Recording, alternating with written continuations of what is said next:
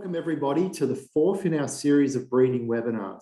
In case you missed the previous ones, you can go to our website at www.ker.com or look for our YouTube channels or on our social media posts and rewatch these as many times as you like, and many other webinars and videos on all aspects of equine nutrition and management. Tonight, we're going to examine preparing the young horse for sale. We have three fantastic industry experts that will share their unique industry knowledge with us. This will be followed by a panel discussion where you'll be able to ask questions of the panel.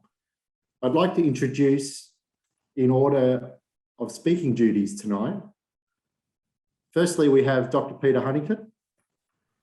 G'day, Peter. Dave. Peter is Director of Nutrition for Kentucky Equine Research. Peter's been a stalwart of the equine breeding and racing industry for over 4 decades, travelling and speaking across the globe on all aspects of breeding and performance horse nutrition and management. Next, we have Steve Irwin. No, not that one. The prolific author, sculptor, manufacturer, and he's a top-notch yearling manager as well. And he will again share his insights of preparing young horses for sale, what to look for and what pitfalls to avoid when trying to maximise the genetic potential of these young equine athletes. G'day, Steve, how are you? Good, very happy after yearling winning a Group 1 today as well. Hope you had some money on No. it. And finally, Mr. James Price. James has been a long association with the thoroughbred industry and blends a great deal of knowledge from both ends of the spectrum. From the stud and breeding aspects, having recently been the General Manager, Commercial and CEO of Woodside Park Stud, to now a Senior Bloodstock Agent with William Inglis. James will share his thoughts on what the sales inspectors are looking for in young stock during the inspection process, parades, and at the sales themselves. How are you? Thank you, James, for joining us today. Pleasure. Hi, all. Thank you. I'll trust you enjoy this discussion and look forward to your questions following our presentation. So, Pete, over to you now. Thank you, David. We should be toasting Steve really to start with. That's 2 Group 1s in 4 days, isn't it? Yearling was I thought the nicest filly in that draft, and obviously you got the big money for Profondo, so that was all a great success for you, and fantastic to get some Group 1s on the board with those horses. So, And raced on KER. yeah, we like that. But anyway, you're still welding, Steve. So yeah. Anyway, enough of that aside. I want to talk about growth management and some issues around preparing the sales yearling in particular. And I'll talk quite a bit about growth to start with, and some of the things you want and maybe some of the things you don't want, share with you some of our research that we've done about the relationship of growth to developmental orthopedic disease, about the relationship to sales success, this is in Kentucky, and racing success. And then talk about some of the challenging areas in relation to yearling prep and some of the things you might think about there. So size certainly matters at the sales, and this one is on the right-hand side, a former champion reared on the farm that Steve worked on for a long time. So prizes for guessing her name. And generally speaking, you don't sell horses by the kg, but buyers are certainly looking at height, body condition, muscle, bone, and other physical characteristics. And increasingly what we're seeing in relation to growth is there's sort of more online marketing of horses because people can't always get to the sales. And so, farms are listing height and weight, but what does that actually mean? Age, certainly the magic millions. Age matters a lot in terms of how big a horse should be. Is it where it fits in the weight and height range for that particular age? And I think in future there'll be sort of more sharing of a full growth history of the horse. So most growth monitoring is done by eye. It's a subjective thing, but I think regular weighing is very useful. It's another more objective measure, and you can do it in a lot of situations. Some farms will weigh foals when mares go through the crush, or when foals come in for trimming. You know, weanlings will often get weighed. Some don't weigh foals, weigh weanlings, and that can be when they're in for trimming. Farms in India, you know, weigh them religiously once a month. They've got labour coming out of their ears, so that's not a big drama. But here, it's a bit harder. You know, some farms will have horses in for a week in the boxes for a little mini prep and handling. That's a good time to weigh them.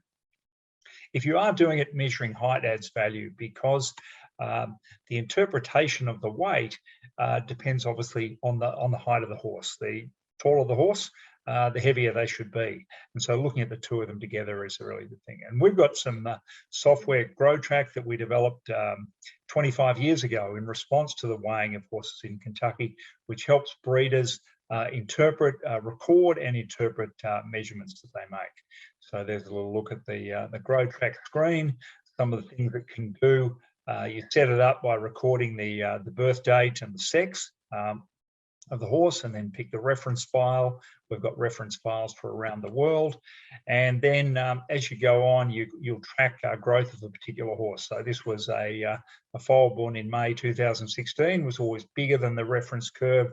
The reference curve in orange, the actual horse in green.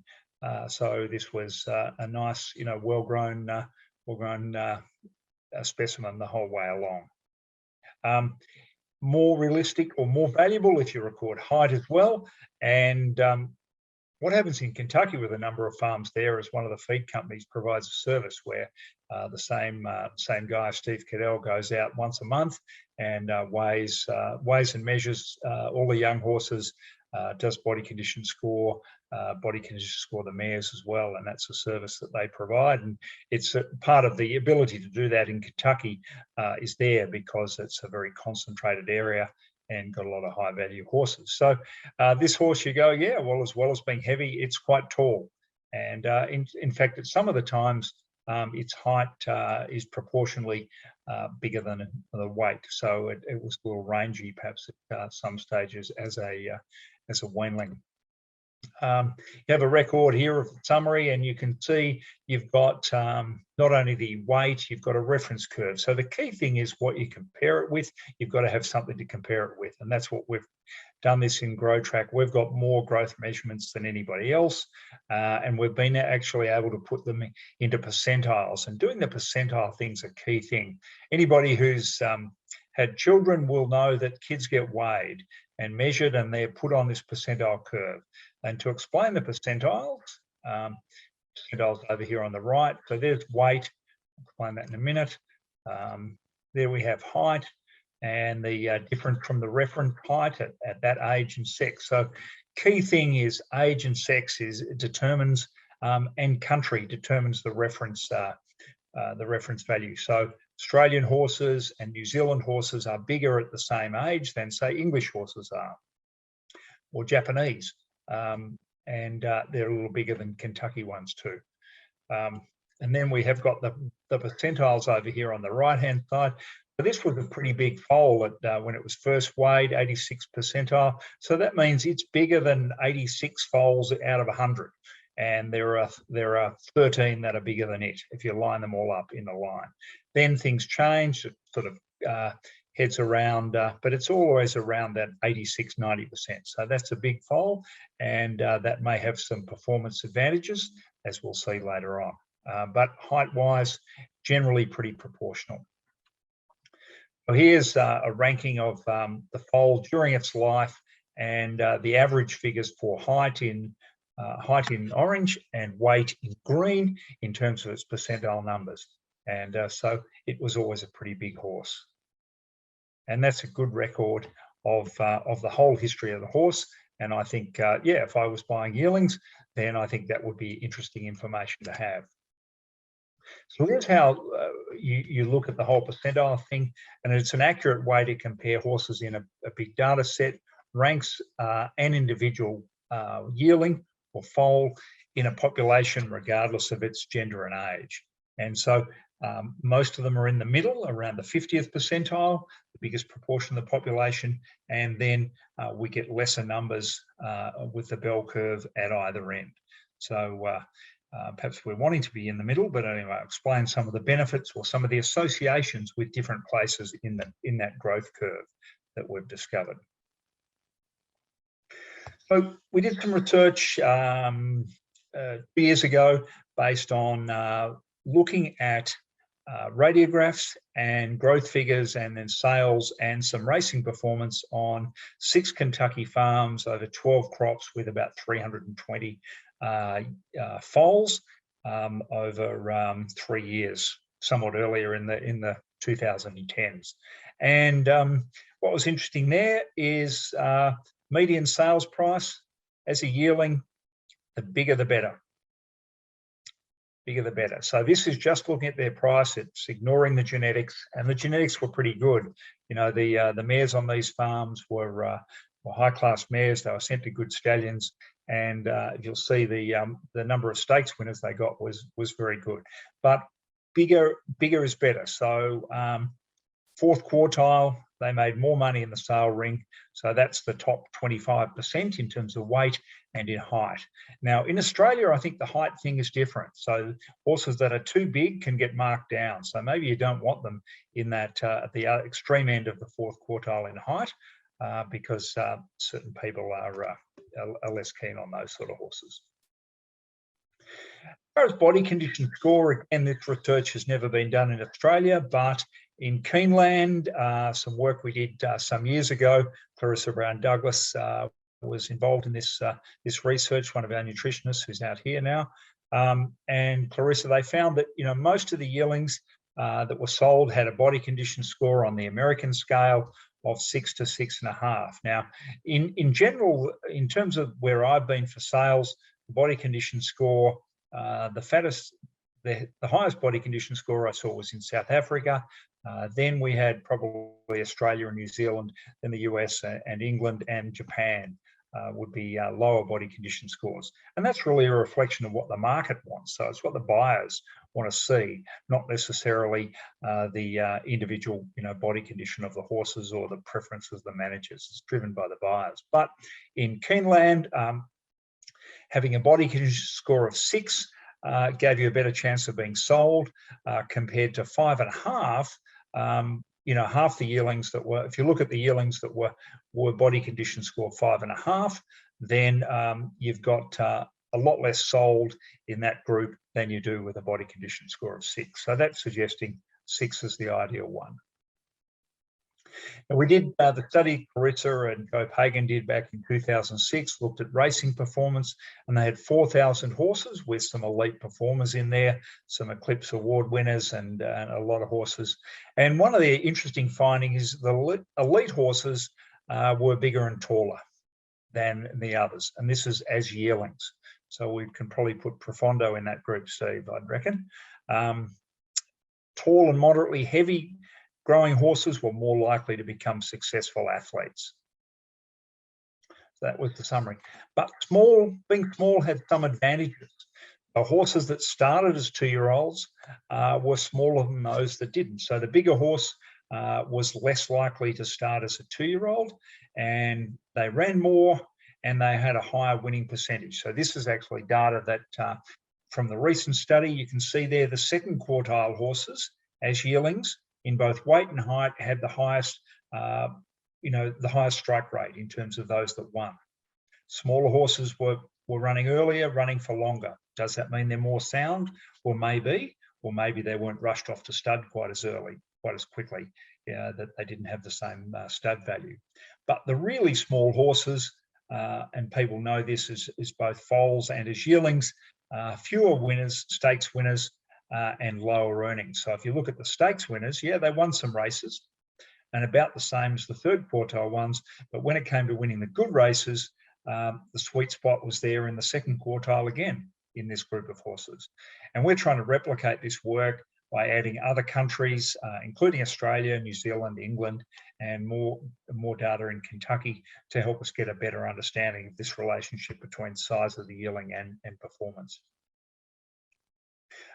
Getting back to the 2006 study, again, when we looked at sale price and yearling weight quartile, so first being smallest, 4th being the biggest 25%, you can see that the career earnings were lowest in the 1st quartile, and then they went up, and the 3rd and 4th quartile were fairly similar.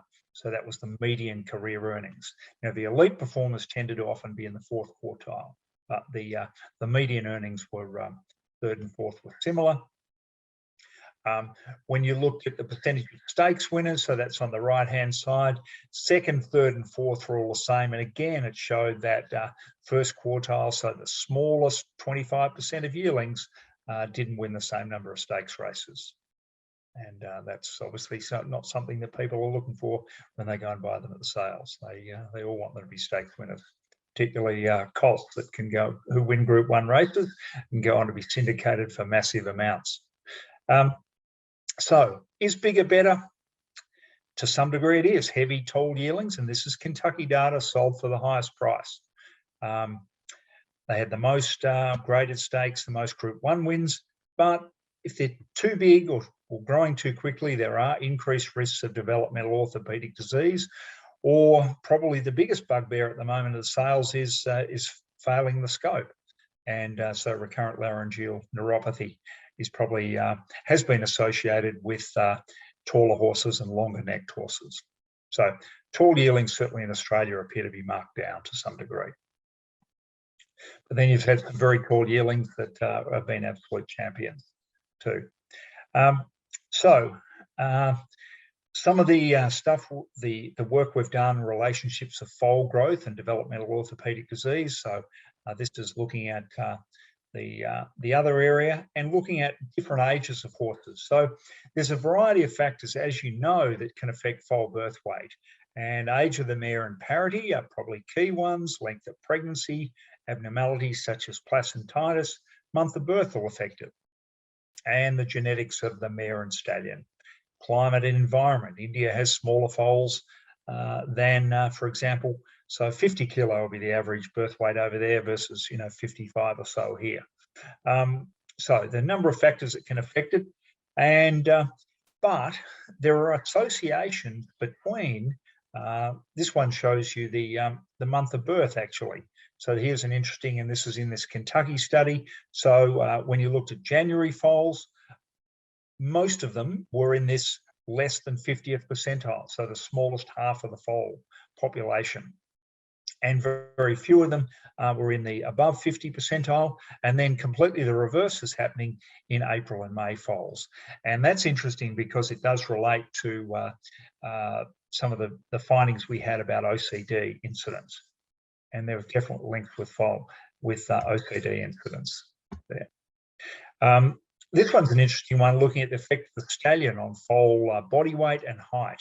And so there are marked stallion differences. As you can imagine, the stallions aren't identified, but they're, A to K, but marked differences in their offspring and body weight and withers height. And some of that was foals, some were big foals and then didn't, like the horse in red, B, were big foals, but didn't always go on and develop well. Some were smaller foals, such as horse J, were short, very short. They were the shortest of the lot, and went on to be big, strong foals. And so they were sort of stronger and more heavily muscled, and they were taller. And I think that stallion's name might start with W. Now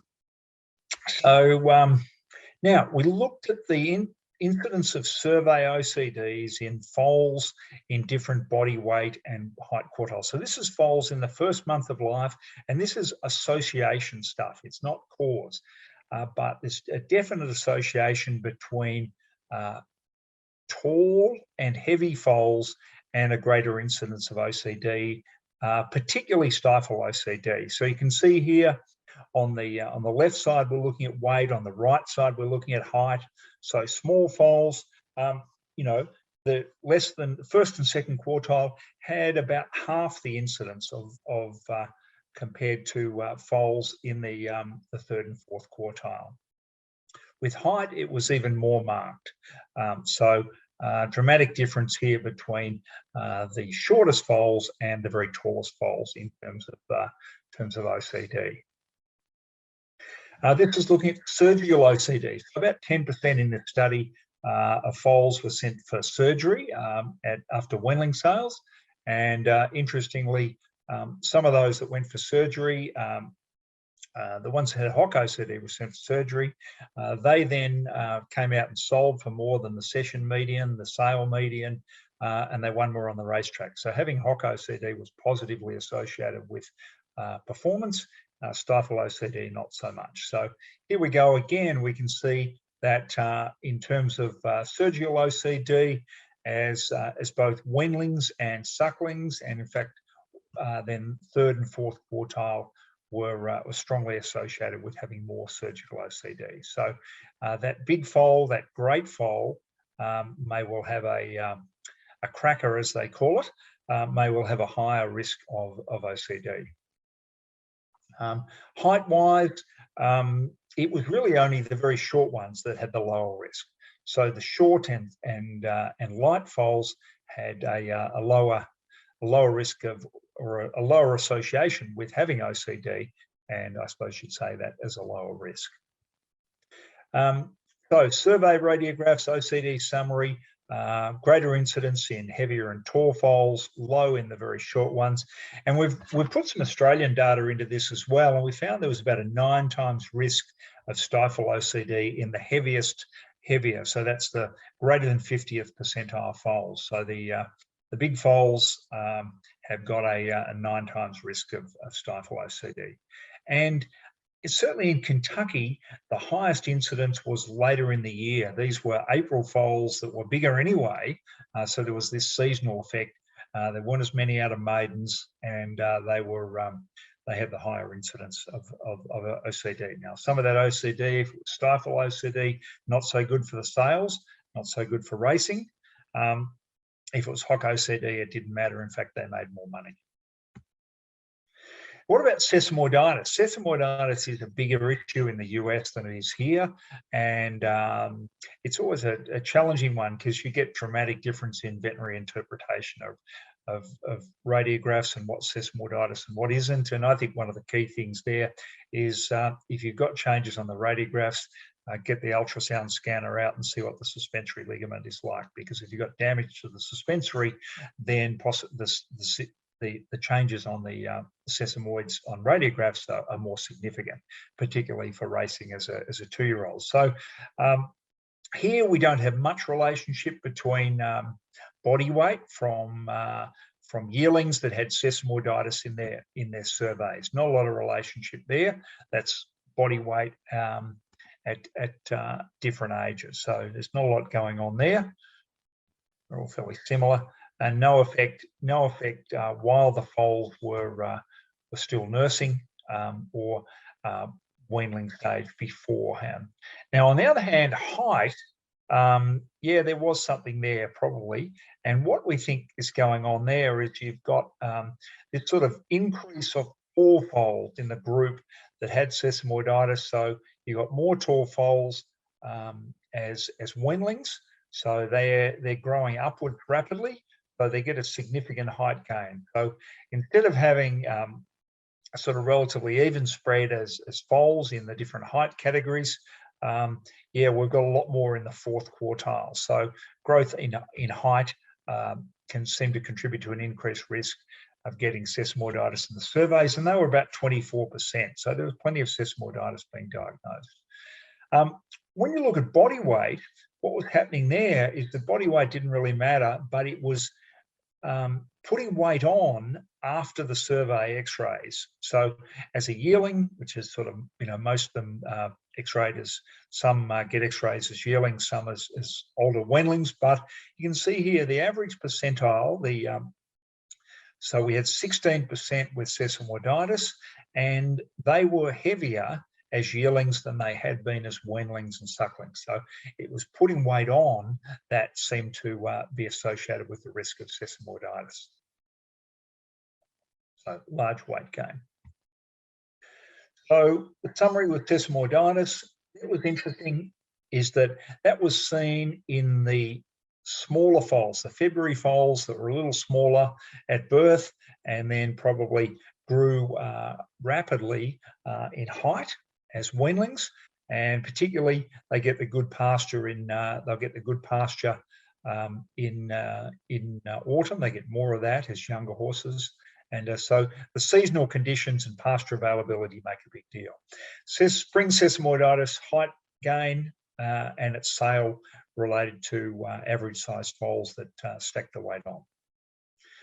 Growth pattern, size patterns of OCD and sesamoiditis were different, and you can see the median percentile figure here for OCD was, and this is just in the first 30 days of life, the OCD horses were heavier foals than the ones that had, and the sesamoiditis ones were smaller than all foals.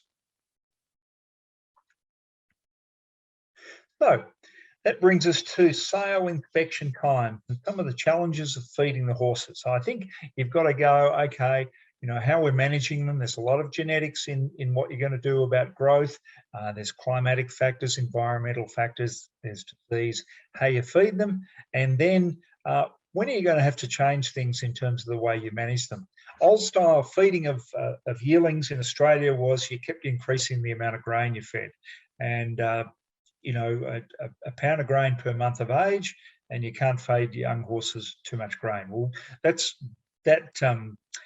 system has gone out of the window, and because people have recognised, A, you don't need to feed that much, and B, if you do, you're more likely to have developmental orthopaedic disease. But one time you might need to feed a little bit more is when the sales companies are coming around and inspecting them and looking at who's going to get into what sale, or who's going to get into the good sales. And you want to perhaps have the horse looking a bit better at that time.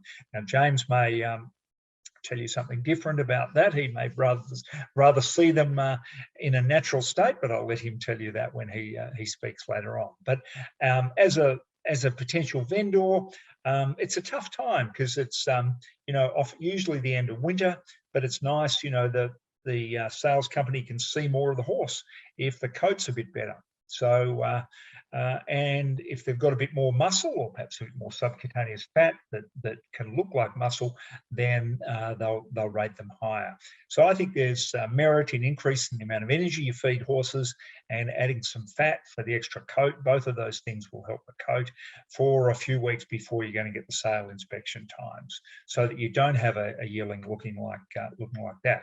Now, obviously, that was taken in summer rather than the usual sale inspection times, but I guess it could be a drought in certain parts of Australia, not so much in Victoria.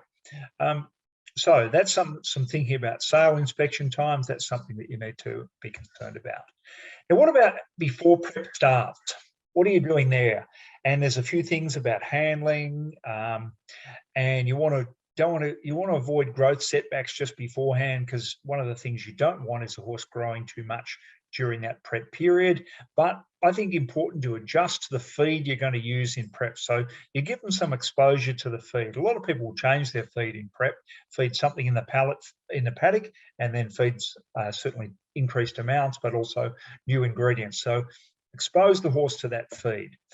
Think obviously about the tail chewing. You've got to do that months before. And I think adding some fat in for a coat effect about a month beforehand is going to be useful. So there's some key things to think about before prep. And really what you're wanting to do is get them in the right condition before they come in.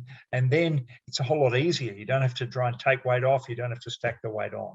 Spring grass can certainly make horses that coming in for, say, Magic Millions do too well, although they're obviously a bit younger, so maybe that's more challenging for some of the young ones. And if they're coming in for other sales, then we're getting some timing effects there. Colts and fillies. Fillies will always be fatter during spring. And you can see this as some of Clarissa's Kentucky data about body condition score, and the fillies during springtime had higher body condition score of the colts because they're less active. So some of the challenges about sale prep relating to feeding. There are lots of challenges about sale prep. In fact, one of the big ones at the moment is probably getting staff. Maybe that's the biggest one, getting adequate numbers of staff with changes in the number of backpackers around and other people. And in the hunter, the money paid in the coal mines is a big challenge. So keeping the horse eating is a key thing. Avoid any consequences from the change in diet, and that's why you want to be acclimatizing them to the new diet beforehand. have them in a positive energy balance so they gain weight, but not so that they're impossible to handle. And to do that, you've got to look at matching the feed and work. And you want to build muscle, you want to build fat cover, but you also want to get them fit enough for parade. So your best horses will be out a lot, and the sales, and they need to be fit, just as your best leaders need to be fit. So key thing there, getting them fit enough. Growth monitoring. I think if you're not weighing out in the paddock, this is a really good time to do it. And some weekly body condition monitoring and some weekly weight measurement is a really useful aid to prepping. And I think comparing the weight and height to the reference value, calculating the average daily gain using some Grow Track figure. And often people are looking for average daily gains of 1 kilo a day. Now, that depends upon the age of the horse, and it depends on the condition they are when they come in. But certainly some of the early sales where their growth rates are higher, then looking at that average daily gain. And looking at the percentile numbers, I think are really valuable when you're doing that sort of thing. Now, what about some of the problem-solving areas?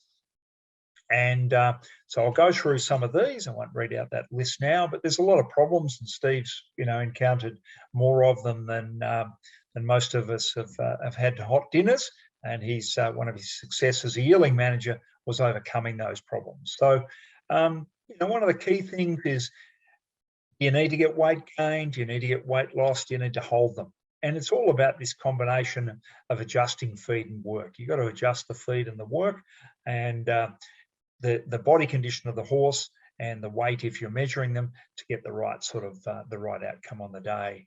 And that the day may well be inspection periods beforehand. So you can't just think about getting the horse looking great on the day of the sale, because most of the big buyers are coming out looking at them on the farm. So you've got to get them looking good beforehand.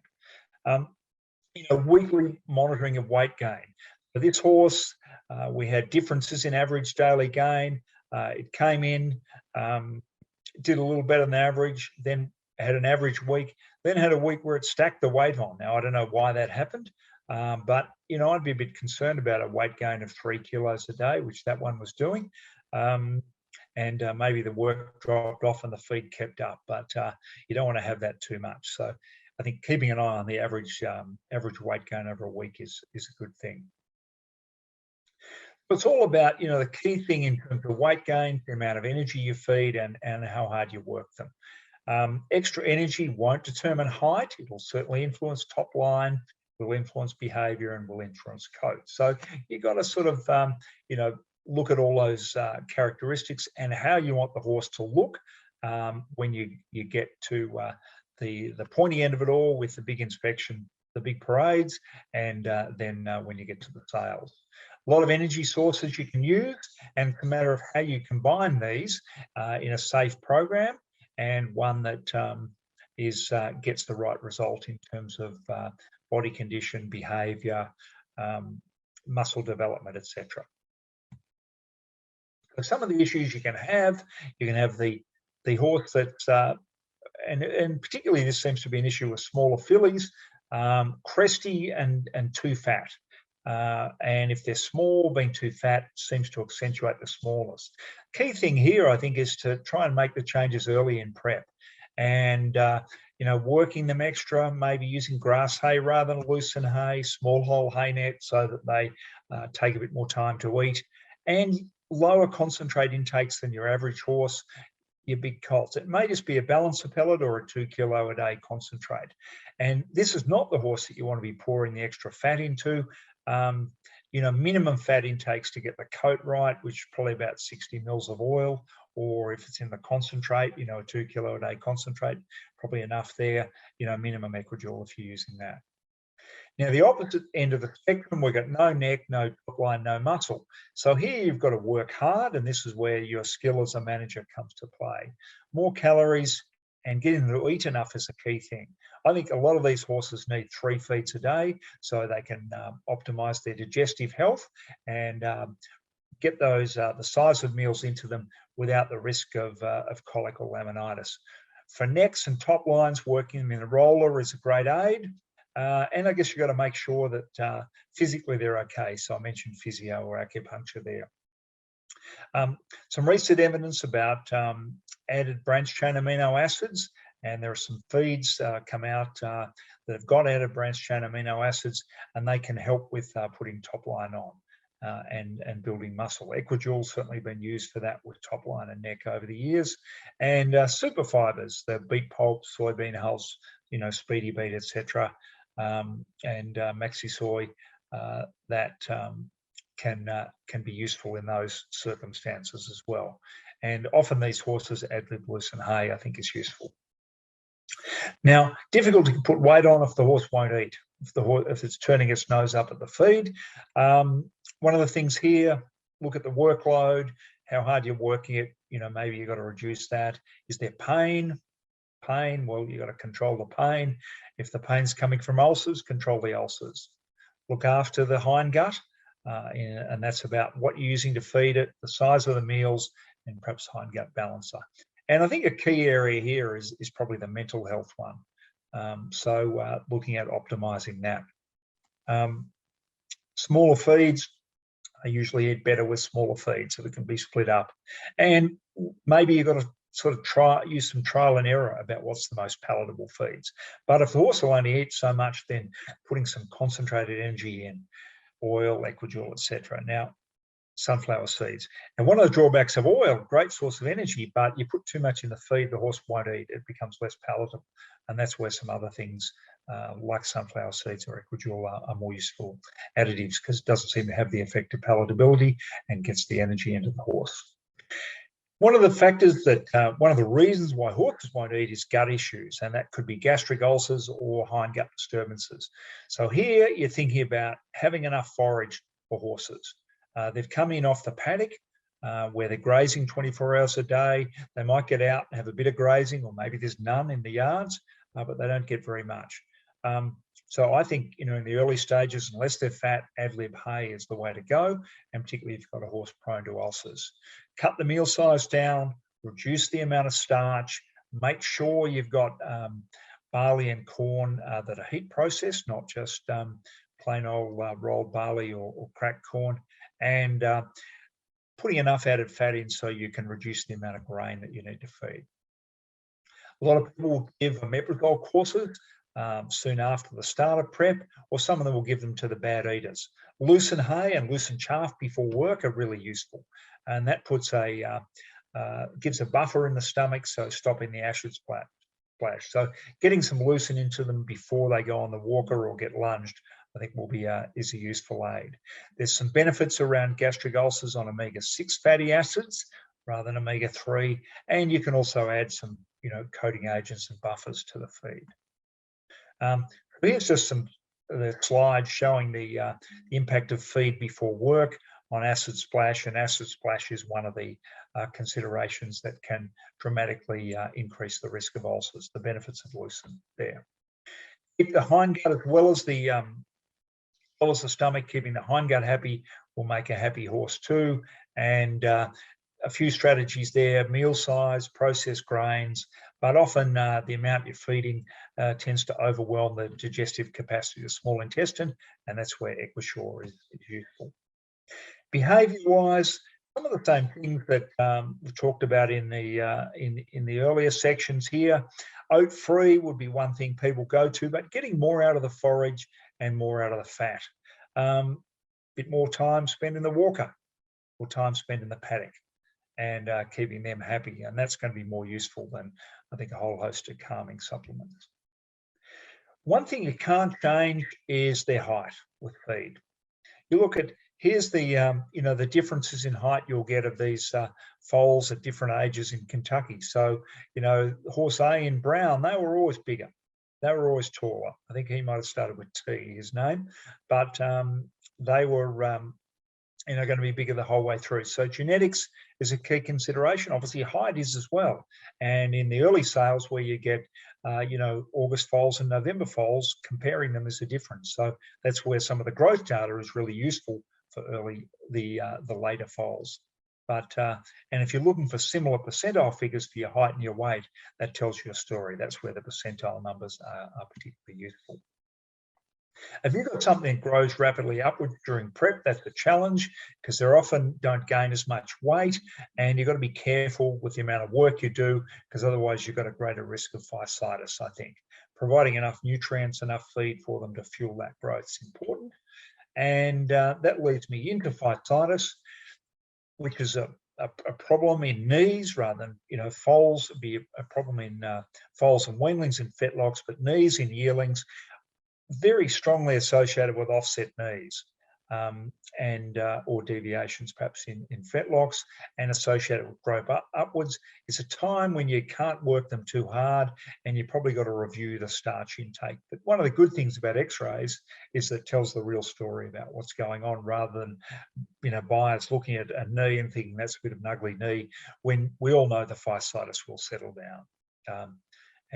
Unfortunately, it often takes 60 days. So if you get phytitis developing in mid-prep, then you've got a bit of a problem there. Better bone. Buyers want lots of good bone. Australian horses in general have been had plenty of bone, but there are variations there. No short-term fixes, but you don't want to get them too heavy for the undercarriage. And you've got to look back, if you're looking at bone, looking at the whole program on the farm. It's not just looking at a yearling and what you're feeding them that can get you the bone that you need. Hay bellies, some horses are prone to it, and it's a bit confusing. Is this just gut fill? Because when they eat hay, they drink water, and they get a large intestine that's wider than the hips are, and so they've got a hay belly. Or is it fat? So it doesn't really matter. It's not going to make a difference whether they've got a hay belly, but it does make a difference to their perception of the sales. So this is something that you may have to address just before you go to the sales, using perhaps better quality forages, a little less of it, and giving them more work. And some horses just need to have the hay restricted at the sale. Coat issues, again, won't make them a difference to their performance, but does make a difference to how they're perceived. And here, having them in a positive energy balance, the time of the year is a key thing. So coats are easier to do in the warmer weather. Magic Millions horses are a bit harder. Their coats aren't as good. And by the time you get to, say, Easter or Great Southern horses, where it's getting colder, you need more rugs for them. Added fat, organic minerals, bleach coats. Organic minerals, copper and zinc are really useful. Biotin, zinc and methionine supplements like BioBloom really help you get the coat out with a lot less work. And where you're short of labour, I think that's a useful additive. It also helps you grow a nice mane and tail. They won't have a forelock like so you think, but they'll have nice manes and tails. A whole range of feed types you can use, and there are myriads of different results, and it's about matching the feed to the work to the individual and getting yourself balanced nutrition. So in summary, sale prep, a lot of hard work, but if you work hard and you individualize it, you'll get the job done. Can't fix all the problems. Be careful about how much weight many horses gain, and be careful about growing them too much. And that's why you've got to feed them well before they go in so that they don't get a growth spurt during prep. Tailing exercise to the horse. And I think, attention to detail is really important. But remember, you are rearing an athlete. And again, here's the growth track record of that yearling we had earlier, who now I've probably given away who she was. But Steve will like the colours, and she was an outstanding racehorse, been a great broodmare, and was a big foal, and then a very strong weanling and yearling. So, more information. Equinews is a great resource. You can contact us by email or phone for advice, and we're happy to help you. GrowTrack's a great program for looking at managing and reviewing and interpreting growth in your young horses. So with that, I will hand back to David, and then we'll hear from Steve, and then we'll participate in the discussion afterwards. Thanks for that, Pete. Next on the list, we have Steve Irwin. Steve, do you want me to share your presentation, or you can do it from your end? I think you'd probably have to. Yeah, I don't really know how to do it actually. Right, yeah, not a problem.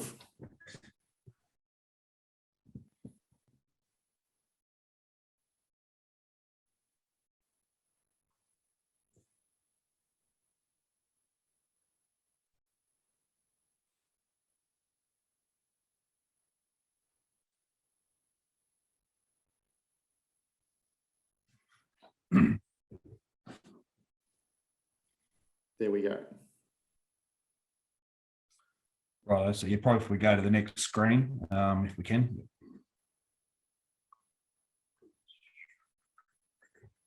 So basically today's topic, more so what I'll be talking about, look, Pete covered a lot of things that I'll be talking about anyway, but from my sort of point of view, what I learned on all the farms where I worked, one of the most important things was with basically from when the weanlings were weaned off the mares, I think it's nearly more important on raising those horses up till they come into sale prep than actually when they're in prep. I mean, in prep's very important, but so much can go wrong if you don't get it right while they're sort of being raised as weanlings. And I think you just got to be very, very careful and really keep your eye on raising those horses, where a lot of people, I think, just sort of go out and think it's just something that you get someone to feed the weanlings and, you know, then they come into sale prep, where the biggest thing is just they grow so quickly while they're in preparation. So one of the main things is probably if we flick up a screen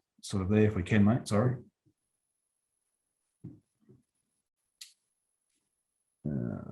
Probably one more if we can, yep.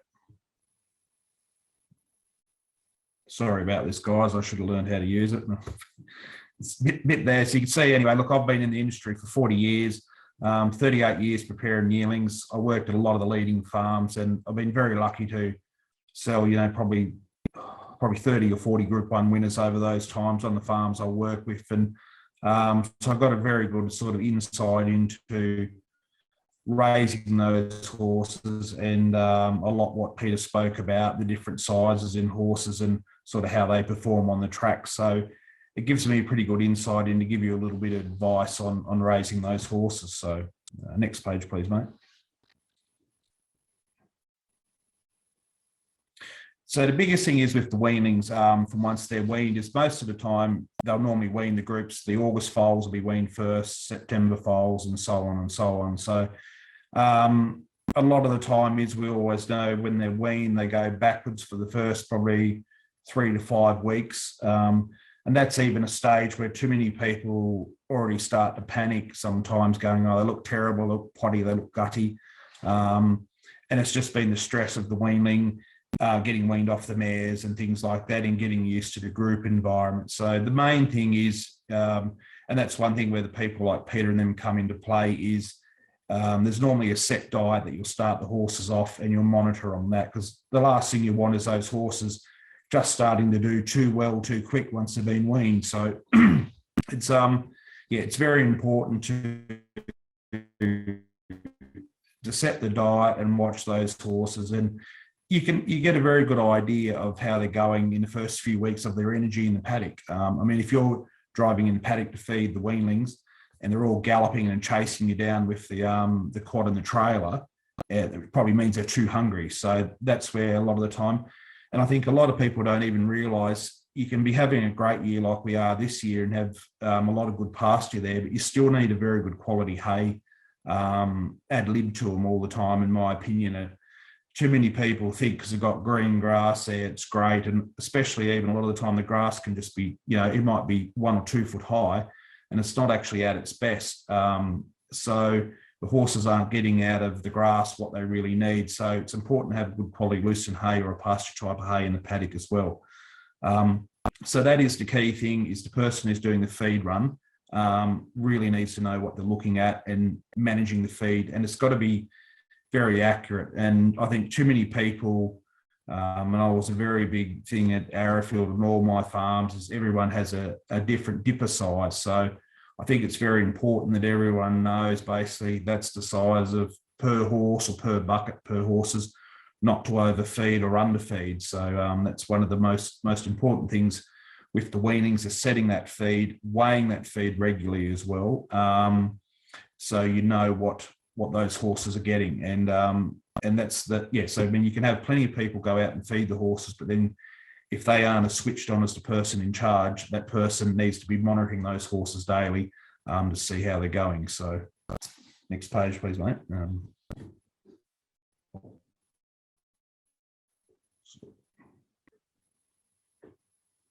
So like I said, the observation, it's crucial. And for example, I'll be using Arrowfield, was the last farm that I sort of done all the yearlings on.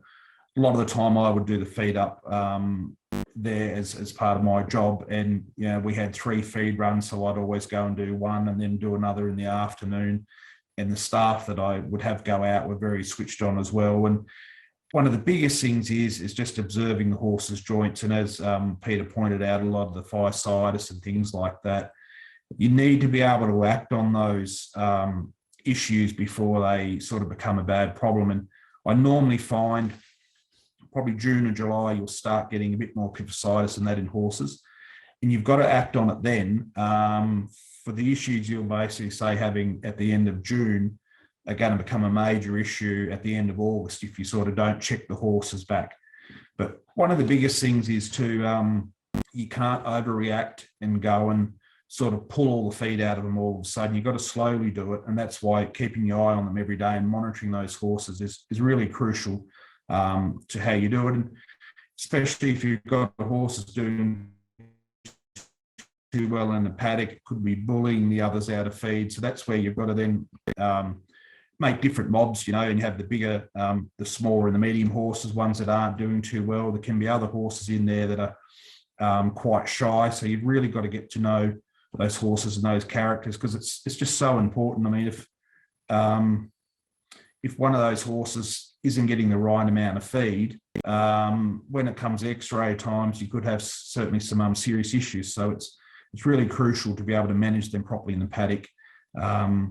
Is certainly one of the most important things. And especially, for example, if you've had a dry time and all of a sudden you get 3 or 4 inches of rain, you know you're going to get a growth spurt of good grass coming through in sort of 3, 4 or 5 weeks. So you've got to go, right, well, I might have to just back off the horses a little bit to be ready for that, for example, a spring flush of grass. So just those things are really key to the way you grow the horses out and just keeping your eye on things. So, all right, next page, please. So, and I think one of the biggest things is, Rich James will talk about too, is when you've got to get those weanlings ready, basically for sale inspections, which normally happen in about August time. It's a hard one because a lot of those horses, especially the Easter horses, they'll be, the sales company will be inspecting for Magic Millions and Easter Classic, all those type of sales at the same time. So normally your Easter horses won't be as far advanced as your Magic Millions type, for example. And that's where it comes down to the farms, which most of the time they always select what they want to put forward to the sales company anyway. But it's hard, and that's where you'll find a lot of the sales company really will lean on and trust the yearling manager and the people in charge. You know, for example, if I say to them, look, I can guarantee you I can get that horse there by the Magic Million sales, you'll find normally they'll take your opinion over their own opinion because they're only seeing the horse for 2 minutes. So it is hard, but you do have to, the horses are normally on a good uphill plane anyway coming into that time of year. So it just is, but that's working with the sales company is very important, but also that time of year as well, you're going to be coming into doing the x-rays. So that's a bit of a juggling act then, because normally, for example, you're doing x-rays end of July, August, and then you, for example, out of 100 yearlings, you might have 25 that need surgery, 30 that need surgery. Those horses then, especially if they're going to an early sale, need to go down and have surgery. When they come back, some of those horses are still going to be going to the Magic Million sale. So that's the real juggling point there, is for the first few weeks, they're boxed. You can't push them along with feed or anything like that. You normally find they'll lose a fair bit of condition, and they'll especially lose a fair bit of muscle condition. So you've got to be able to sort of pinpoint when you're going to be bringing them into prep. You know, normally when you bring them into prep as well, they're not going to be able to get as much work as the other horses. So that's where then talking with people like Peter and that you'll use a different feed to help try and get the condition back on them, but with low energy, so they're not sort of hooning around out in the paddock, because a lot of the time those horses won't actually get to go back out into the main paddocks before they come into prep. So in a way, some of them had surgery in September. They might get a few weeks out in the yards before they actually come into prep in the end of October. So it's a long journey for them, and that's the same thing as Peter was talking about, as the mental health of those horses as well. So yeah, it's quite a juggling act.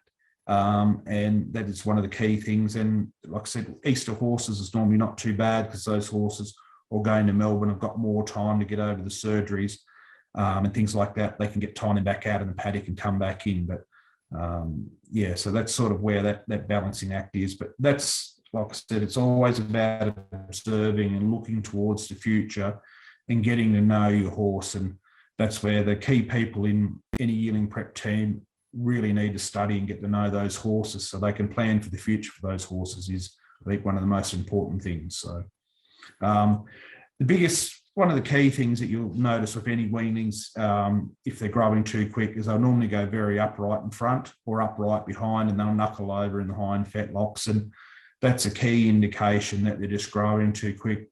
Those horses then normally are better off coming back into a smaller paddock or a smaller yard.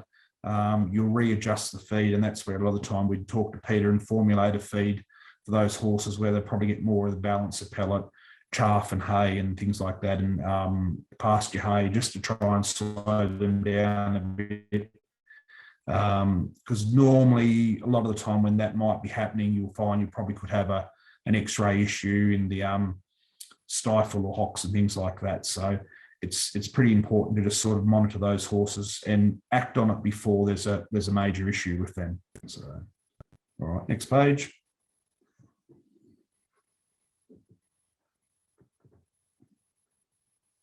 Yeah. Right, so probably just covered most of that part there. But it is, once you know from a sales company what horses are getting into the sales, then you can sort of really set your program. Because to be honest, a few times there's a few arguments with the sales company and they just won't put them in. Personally, there's nothing better when they won't put the horse in and you take it to another sale and you get top dollar, and you know, they can't get it right, we can't get it right either a lot of the time. But there's always a little bit of a ribbing each other there, and you're sort of looking into the future. You just don't know how that horse is going to perform in prep. So that's one of the most important parts. All right, next one.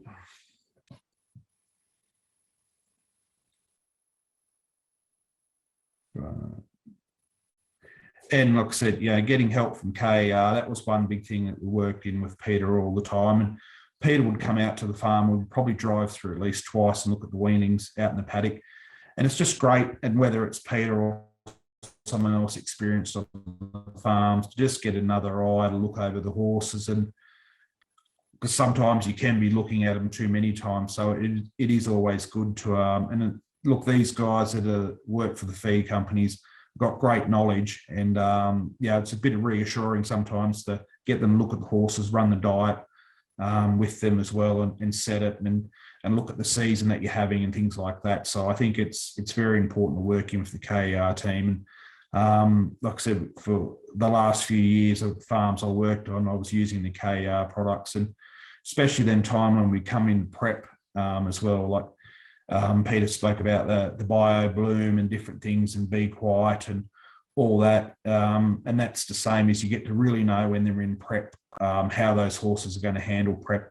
And for the first few weeks in prep, I would basically have nearly all the horses on the same feed, and you get to know a lot about them in a quick amount of time, where they're good eaters, bad eaters, they need pushing along more, and then you start having individual feeds for them all. And basically we used to have about 4 dipper sizes because the feed was all mixed up, just to help simplify things. But yeah, there's a lot of great products I found, and Equijewel was a really good product as well. But I'd have to say one of the best things that I found probably in the last few years of prep was the the supplement Equisure. And the last year at Arrowfield and Prep, I think we done 220 yearlings, and I think I had one colic. So that really said something to the feed that Peter helped us formulate, but also I think using that Equisure and things really made a big difference. And I think that's a fantastic result out of preparing so many yearlings on a high energy and high grain diet to only get one colic. It was a great result. So, all right, I think that's probably getting pretty close to what I need to talk about, actually.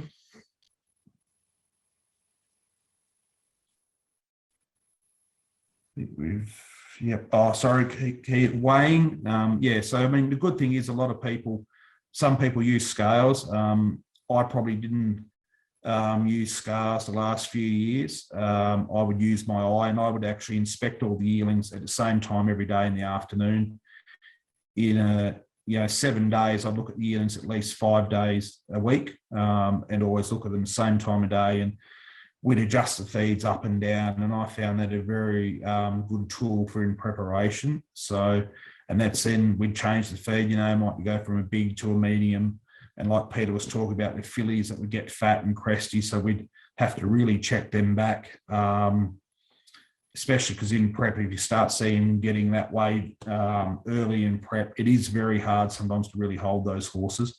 And like Pete was talking about, sometimes the horses with the hay belly, I actually found a lot of people think they've got a hay belly, but when you go and run your hand over their ribs, you can actually feel their ribs and they're only got a light coverage. So knowing that for those horses coming into close to the sales, I'd actually go the other way, and I would start then giving them nearly ad lib hay, and that stomach would sort of fill out and go up over the back for about a 2-week period, and they'd really fill out and bloom, where a lot of people would think, they've got a big hay belly on them. They look like a little kid from Africa with a sort of fat tummy on them. But I'd find normally if you really hook the feed in that last little bit, just over the few weeks for the sales, you could get them really looking fantastic. So, yes, that's basically it.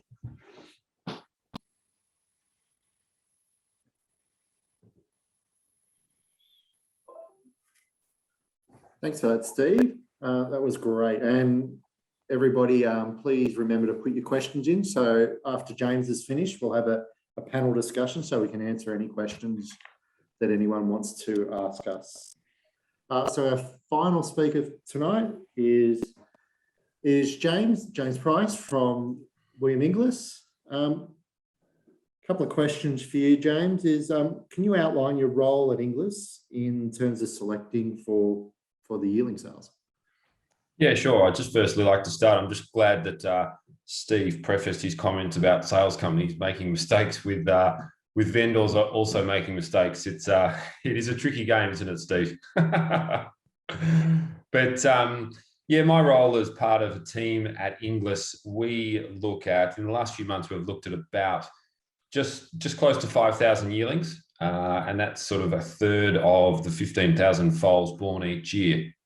And these are owners that have put their interest in to us to say, look, we might want to sell the foal that we've produced. And of those 4,700, we are looking to fill about 2,500 spots in our sales across the year. So I always think that we have a much easier job than a Chris Waller or a Wayne Hawkes, because they're buying 30 horses. They have to go and pick 30 horses, whereas we have to pick 2,500. So our job to fill the spots, I feel, is always much easier. But yes, I think Steve's right very much. We very much trust the people who look after the horses, because we, as Steve said, we see them for a moment in their life. And Steve and the people who look after these horses see them every day. So if a horse is having a bad day and it doesn't parade well for us, well, sadly, it can put us in a bad light, and we can mark that horse down. But I think the viewers should be well aware, the listeners should be well aware, that the big shiny ones, that they don't get extra marks when we come onto the farm in August, September, October. The shorter, the shinier, the bigger the fat of the horse, they don't get the extra marks, so they can rest easy there. But there certainly is. I mean, we understand as an auction house that the bigger, stronger horse does sell better. That is what the buyers want to see. So there is obviously a very fine balance as Peter was talking about, that those horses in the 3rd and the 4th percentile, they're the ones that sell better, but they're also the horses that are more susceptible to OCDs and the need for surgery. So what I can take from my time at Woodside Park is, and we use the KER feed there too, and we would weigh the horses every 2 to 3 weeks, and we used those graphs as a very clear sort of it was very easy to get an understanding of what direction the horse was on, if it had taken a jump in weight or a spike, or it had dropped. And it allowed me as leading the team and also the younger staff to understand the horses better. So we use that to great effect. But when I go onto a farm, I'm just looking for, particularly the horse, is just the general wellness of the horse. Not how short the coat is or how long the coat is. One thing that really, I think, Steve, we talk about these pot-bellied yearlings. They're the hardest horse for me to get my head around. You've got to have a trained eye to look and see what that yearling is going to look like in 3 months' time when it comes to a yearling sale. But we're just looking at general health. We like to see nice, healthy hooves. Obviously, a ring in a horse's foot suggests that the horse might have had a setback. We look for the physitis in the fetlocks and the knees, because as we know, as Peter said, that can take time to resolve. Therefore, we think if that shows up at a yearling sale, that's going to be less desirable to a buyer. We look for general muscle tone, general strength. We like to see a little bit of rib. I think buyers are wanting to see a more athletic horse at a yearling sale. I think going back a decade, 15 years, they wanted the bigger, the better, the shinier, the fatter the horse. They were the ones that sold the best. But I think a lot of trainers these days are wanting a more athletic horse, because they say they don't want to spend 6 months after they buy the horse trying to get the horse fit, trying to get the fat off the horse. And I think that's very much in the preparation of the horse and having a very fit, healthy horse. So we go back to talking about the 3rd and the 4th percentile, the big, strong horse. I suppose, type is key to us. It's not pedigree. We feel what the buyers want is a horse that is sort of, I suppose, the perfect horse. The good size, good strength, good bone, stands over ground, athletic. And look, that's down to 1, genetics, and 2, as equally important, is the raising of the horse. So the KER products are, we feel, are very important.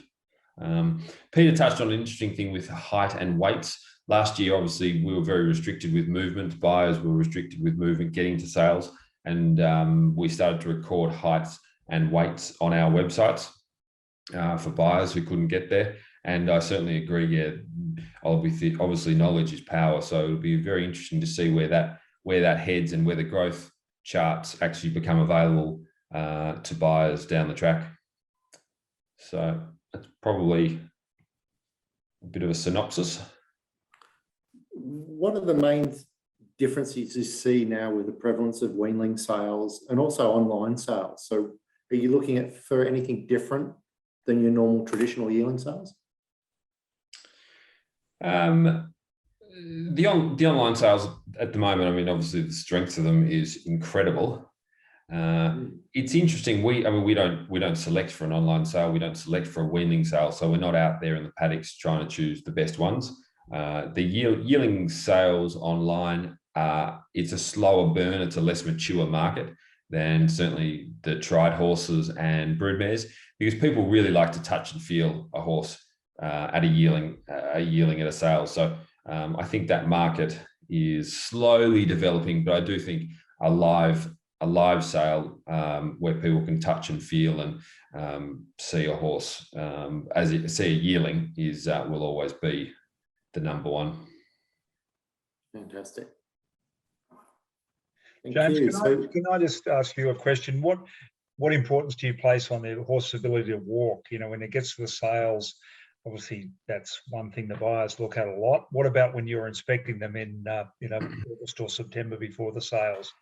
Do you like to pay a lot of attention to that? Yeah, definitely. I think we all talk about wanting to find an athlete, buyers wanting to find a horse that can walk.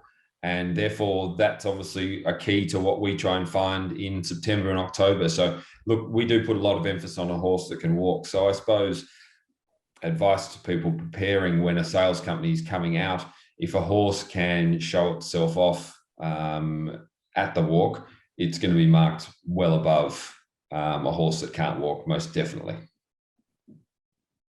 And so, Steve, did you put time into practicing that sort of getting your horses used to walking for the inspections?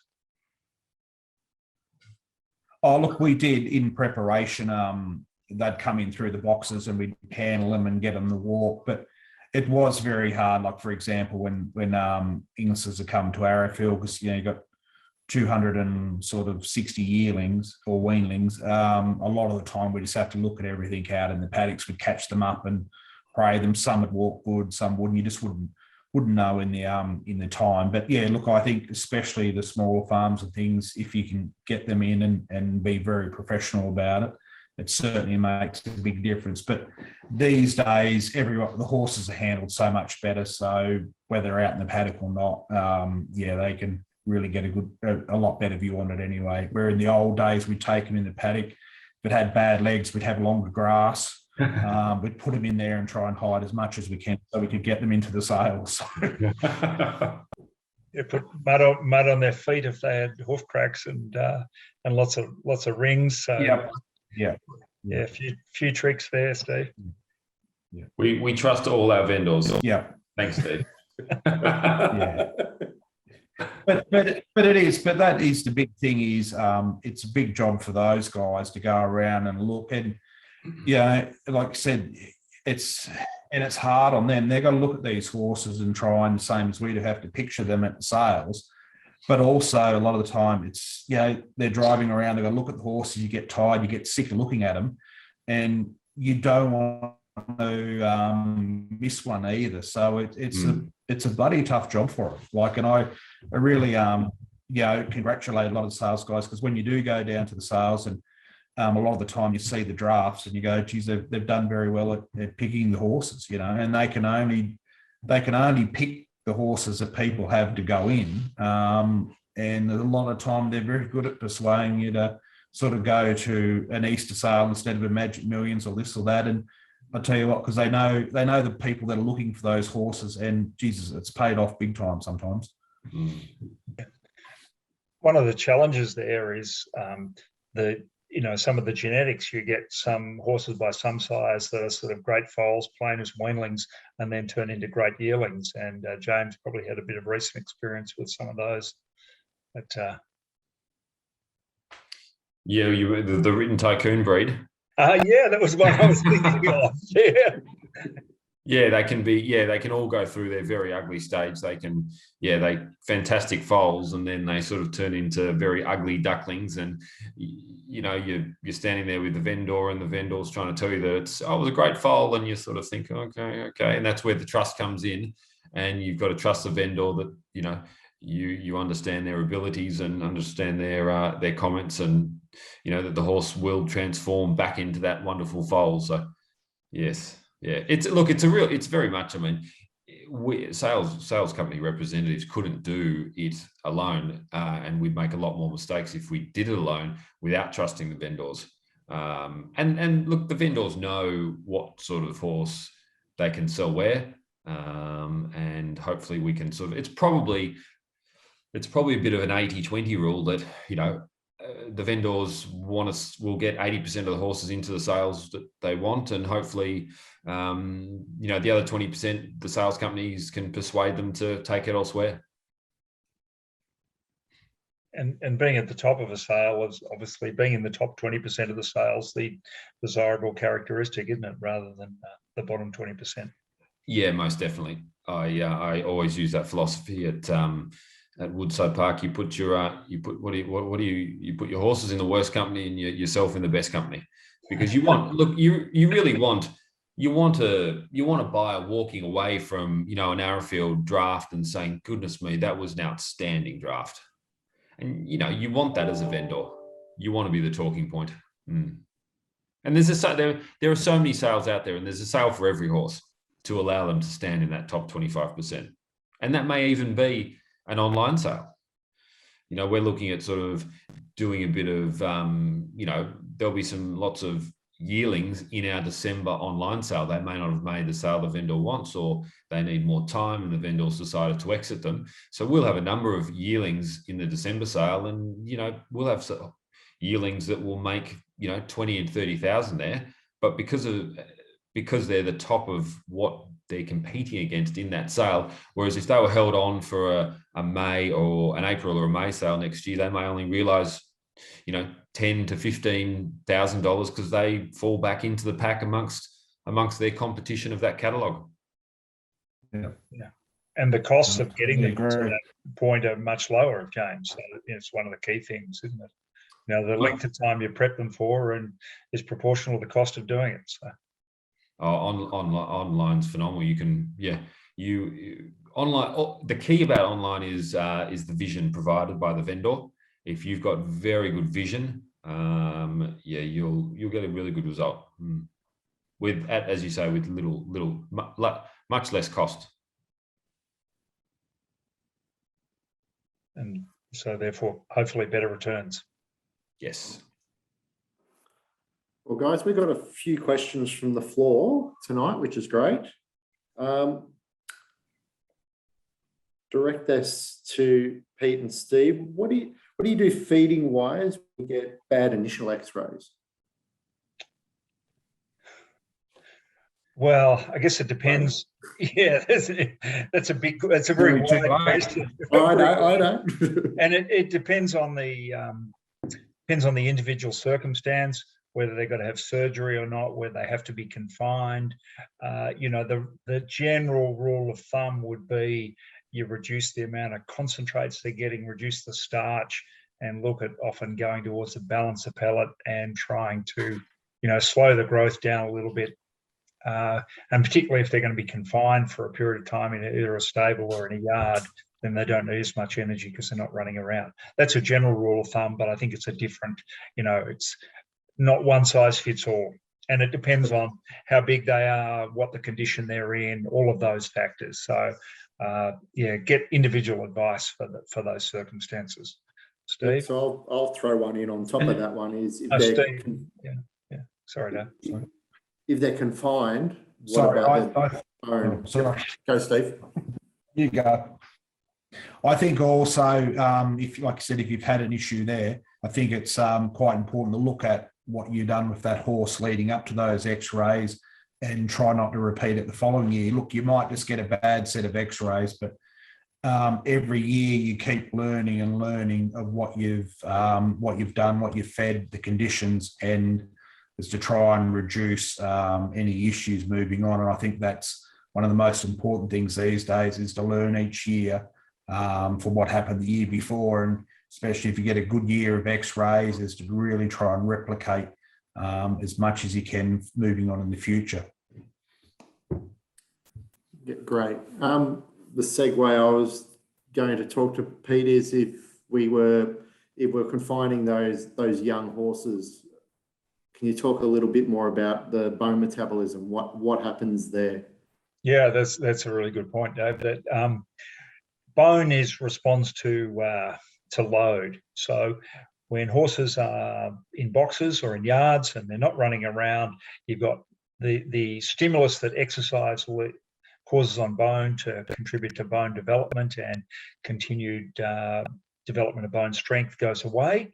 So there are reasons there for looking at what you can do to reduce the stress on bone, but to maximize its development. So part of the reducing the stress is not putting too much weight on the horse, because it's all about how much weight they got on them versus the strength of that bone. And the second would be there are some, you know, we have the supplement triactin, which is sort of also the ingredients of that are included in a number of feeds around Australia and New Zealand in particular, and that can help increase bone density in the face of confinement. So I think that's a sensible thing to do, to add that as either a supplement or have a feed with it in if you've got horses confined. And then when they go out, to sort of do it in a stage fashion rather than just go, well, let's just let them out in the big paddock and let them run around at full speed on day one after they go out. So getting them staggering back in. So confinement is a massive thing about skeletal disease. And, we talk about x-rays and OCD. One of the best ways, biggest risks, I think, for OCD is locking foals up for too long. And, you'll get the x-rays as a yearling, the surveys and a yearling, but then you look back and it happened and a lot of them have been locked up as foals. Fantastic. GrowTrack, can anyone use it? Well, KR clients or clients using our feeds can use it. It is also possible to lease it, but it's a lot more economic to get it for free by using the feed. Cool. One from Adrian. Can you expand on changing feed accordingly to weather conditions? Steve? Oh, I think it's just like I said, if you know there's a flush of feed coming through and things like that, that's where you'd certainly drop your energy back a little bit.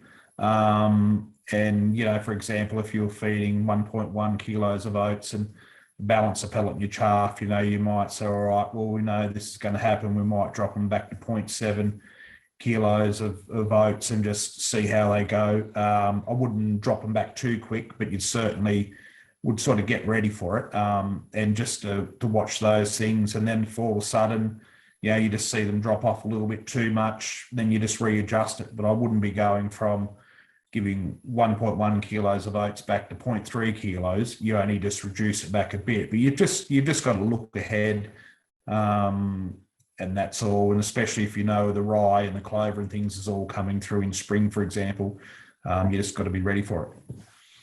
Yeah, the other way that can work too, Steve, is if you get bad weather with rain and cold and wind, then the horse grazes less. So putting more hay out for them. Hay's the thing that keeps them warm. So if you've got a period of bad weather coming, you might want to increase the hay and they'll eat that, even if they hadn't been eating it previously. The best way to figure out whether a horse needs hay in a paddock is to offer it to them and see if they eat it. Yeah. No, you're certainly right there, and it's amazing that people just don't realise. I think they've got a fantastic pasture and things like that, and you go and put hay out, and how much the horses hook in. It really surprises people. Yeah. Perfect segue to the next question from Mr. Soper. You test pasture. What about hay? And what levels are ideal? Protein, etc. Who's that for, James? Back to Steve. No, they can do that one. Well, that'll depend upon the circumstances. Loosen hay, you'll get proteins of 15 to 19% protein, and the higher the protein, the higher the amino acid. Depends what you're wanting the hay for. So if you're wanting to feed a weanling or to feed a lactating mare, then loosen hay is the preferred one there because of the high protein content, high calcium content. If you've got yearlings, and particularly they're doing pretty well, then maybe grass hay is better. And the grass hay, the protein will range from 5 to 12 or 13%. And it depends. It's all about a combination. It's the combination, the nutrient balance that comes from the feed, from the hay, from the pasture.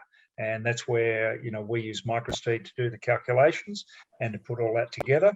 And so you've got to know the three things. Testing pasture is also useful, knowing what's going on there. So I think a farm should have both grass hay and or an oaten hay and a loosen hay, because there are different circumstances where you'd want, either one. And sometimes you want a blend of them.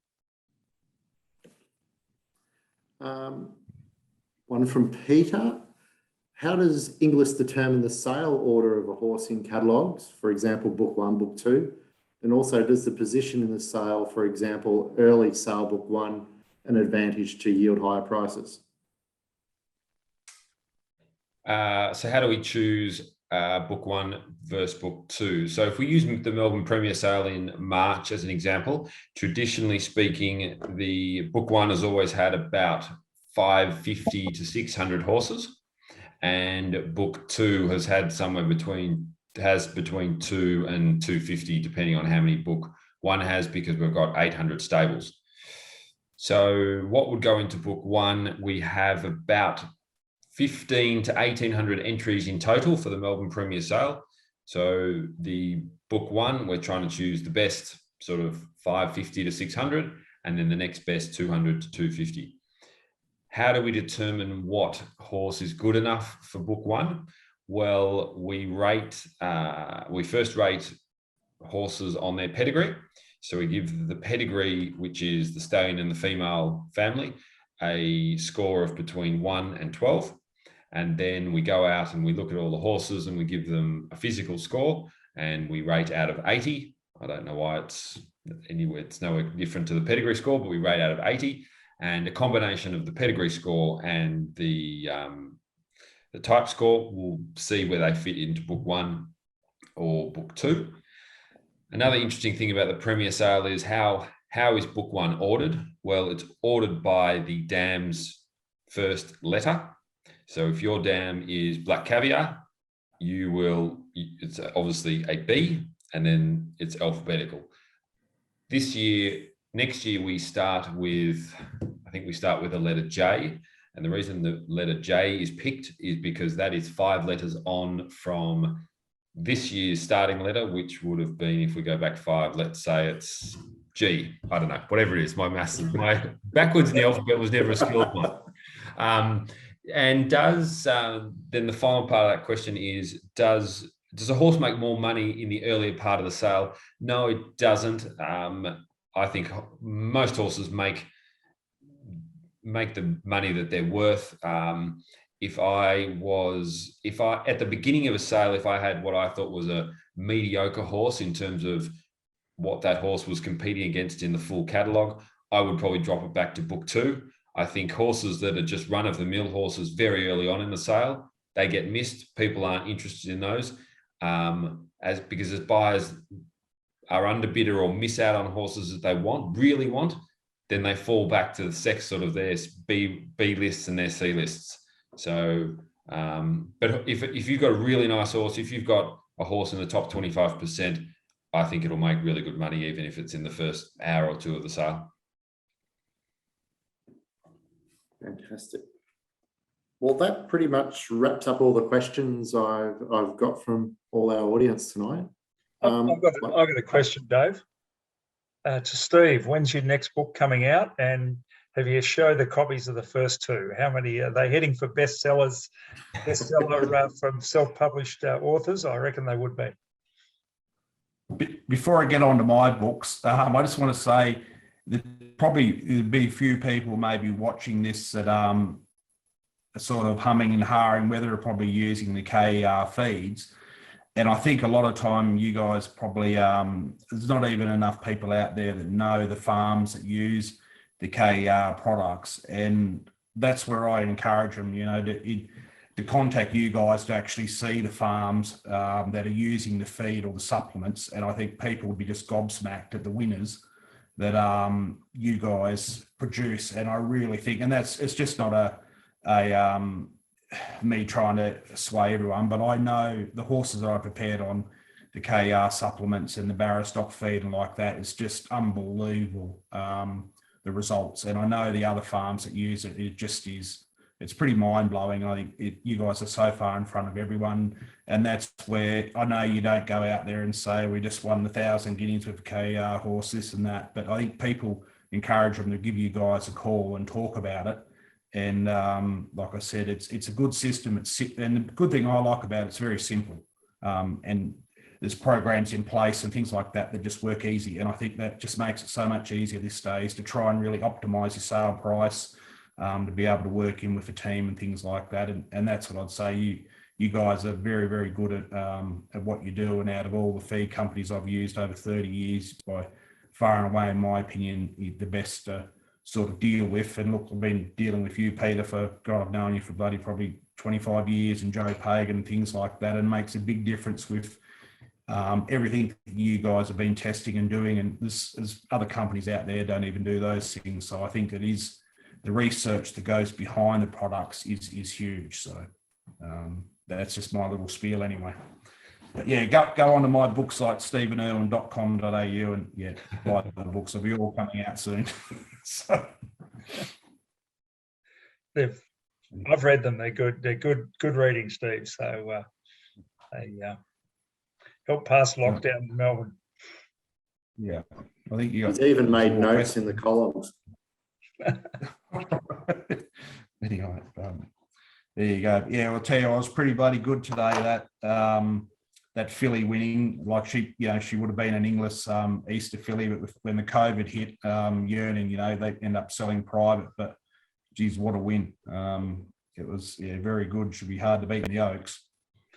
Yeah, there might be another filly that won the 1,000 guineas and went on to win the Oaks. So it might have featured in my presentation. So based in those colours. Yep. So, Miss Finland. you got it, Steve. What'd she make? 400, didn't she, James? Yep. Yeah, about that. Yep. So, anyway. All right. Very good. Thank you, everybody. And we look forward to everybody at our next webinar. So stay tuned. Thanks a lot, everybody. Thank you. Yeah. Thanks, guys. Thank you.